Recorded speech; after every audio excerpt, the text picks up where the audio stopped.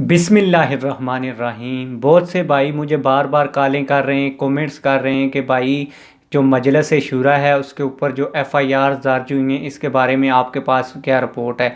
तो मैं आप लोगों को बताता चलूं कि जो डॉन न्यूज़ है उसके ऊपर एक बात आई है कि तहरीक लब्बैक पाकिस्तान की जो मजलिस शूरा है उसके ऊपर एफ़आईआर दर्ज की गई हैं। तो जी हाँ, ये बात कन्फर्म है कि तहरीक लब्बैक पाकिस्तान की जो मजलिस शूरा है उसके ऊपर एफ़आईआर दर्ज की गई। एक नहीं, दो नहीं, तीन नहीं, बल्कि 4 एफ़आईआर दर्ज की गई।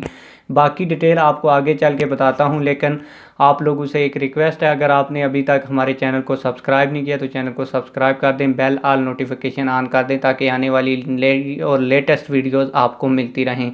तो आप लोगों को बताता चलूँ कि ये एफ़आईआर्स इसलिए दर्ज की गई हैं कि गुज़श्ता दिनों तहरीक लब्बैक पाकिस्तान के जो कायदीन थे उन्होंने एक प्रेस कॉन्फ्रेंस की थी और इस एफ़आईआर में ये लिखा गया है कि तहरीक लब्बैक पाकिस्तान चूँकि इस वक्त कलादम है और तहरीक लब्बैक पाकिस्तान के जो कायदीन और कारकुनान हैं वो इस वक्त प्रेस कॉन्फ्रेंस नहीं कर सकते। तो उन्होंने किस कानून के तहत प्रेस कॉन्फ्रेंस की गई है, एक एफ़आईआर इसके ऊपर दर्ज की गई है। दूसरा आप लोगों को बताता चलूँ कि दूसरी एफ़आईआर ये है कि उन्होंने हुकूमत को धमकी लगाई है। तीसरा उनकी ये एफ़आईआर है, तीसरी एफ़आईआर ये है कि वो पुलिस को धमकियां लगा रहे हैं और चौथी का अभी तक उन्होंने वजाहत नहीं की। ये डॉन न्यूज़ की पिक्चर भी आप देख सकते हैं।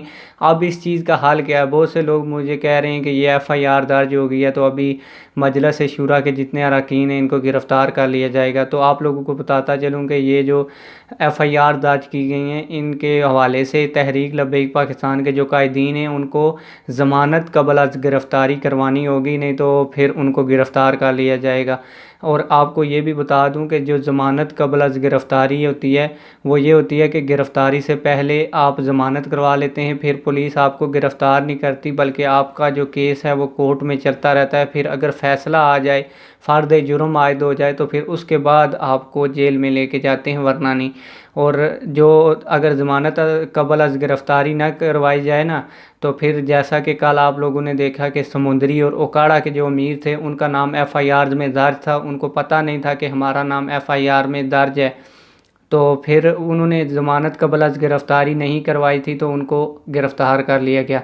तो मेरे जो भी भाई इस वीडियो को देख रहे हैं उनसे गुजारिश है कि अगर कोई मजलिस शूरा के पास इस वक्त मौजूद है, मजलिस शूरा को चाहिए कि वो इस बात की तस्दीक करे और अपनी ज़मानत क़ब्ल अज़ गिरफ़्तारी करवा ले ताकि तहरीक लब्बैक पाकिस्तान इस वक्त इंतहाई अहम मोड़ के ऊपर है। तो अगर मजलिस शूरा चली गई तो तमाम तर सिस्टम तहरीक लब्बैक पाकिस्तान का दरम बरम हो जाएगा। इसलिए मजलिस शूरा को चाहिए कि इस बात को कन्फर्म करें और उसके बाद एक ज़मानत क़ब्ल अज़ गिरफ़्तारी करवा लें ताकि कोई भी मसला तहरीक लब्बैक पाकिस्तान को पेश ना आए। मिलते हैं किसी और वीडियो में। वस्सलाम।